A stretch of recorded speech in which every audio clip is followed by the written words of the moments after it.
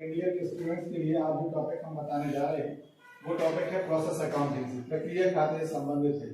Process accounting का मतलब ये होता है कि जब भी कोई प्रोडक्शन को हम प्रोड्यूस करते हैं तो उसकी कुछ प्रोसेस होते हैं, कुछ स्टेप्स होते हैं। उन स्टेप्स में प्रोडक्ट क्या होता है, प्रोड्यूस होता है। तो देखिए आपको मैं बताता हूँ, एक क्वेश्चन आता है जनरल सभी स्टूडेंट्स के माइंड में। एक जब हम प्रोसेस अकाउंट बनाते हैं तो प्रोसेस अकाउंट में 3 टाइप के जो लॉसेस होते हैं वो हमें वेरीफाई करना पड़ते हैं क्रेडिट साइड में, जो प्रोसेस अकाउंट हम बनाते हैं। सबसे पहला आता है loss in weight, number second आता है नॉर्मल लॉस, नंबर थर्ड आता है एबनॉर्मल लॉस।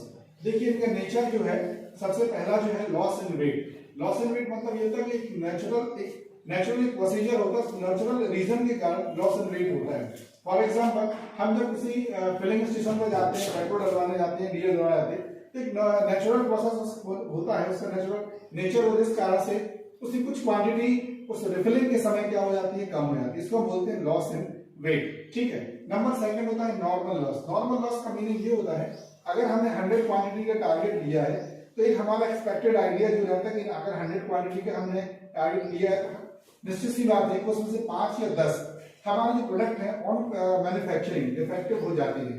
तो एक नॉर्मल सा आइडिया होता है कि 5 या 10 की क्वांटिटी जो है बाय नॉर्मल लॉस जो है वो डिस्ट्रॉयड हो जाएगी। ठीक है। तो ये दो जो लॉस मैंने आपको इसके पहले बताया, एक तो बताया लॉस इन वेट, दूसरा बताया नॉर्मल लॉस। दोनों एक्सपेक्टेड है, दोनों की एक्सपेक्टेशन है कि दोनों होंगे ही, ना होने से कोई नहीं रोक सकता है। लेकिन अब तीसरा जो आता है वो आता है एबनॉर्मल लॉस।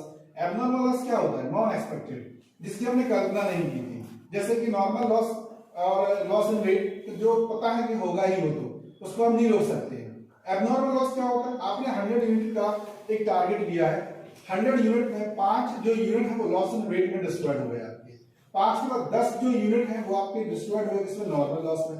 बट अनएक्सपेक्टेड आपके 20 यूनिट्स लॉस हो गए, जिनका आपको कोई आइडिया नहीं था, कोई पहले से आपके दिमाग में नहीं था कि 20 यूनिट्स जो है out of which loss in weight, out of which normal loss हमारे डिस्ट्रॉयड होंगे।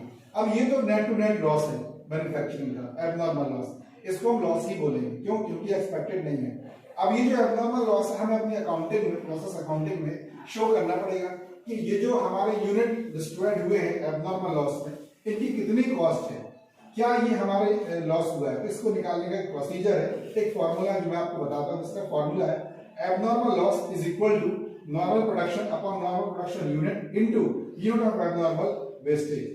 तो अब ये जो फॉर्मूला है इसको कैसे कैलकुलेट करेंगे आप? सबसे पहले मैंने आपको बताया normal production. What do you mean by normal production? So normal production is equal to cost of production of debit side addition of debit side of process accounting। उसमें से हम माइनस करते हैं price of loss and weight, price of normal loss अगर है तो, right. तो ये जो आएगा इसको हम बोलेंगे नॉर्मल प्रोडक्शन। उसके बाद आती है normal production unit. What do you mean by normal production unit? आपका टारगेट कितने यूनिट का था? 100 का। 5 टाइम में लॉस हो गया आपके लॉस इन वेट, 10 आपके कहां चले गए? नॉर्मल लॉस में। इसके बाद आपका फाइनल प्रोडक्शन क्या होता है, ये आपके उसमें क्वांटिटी में टारगेट दिया रहता है।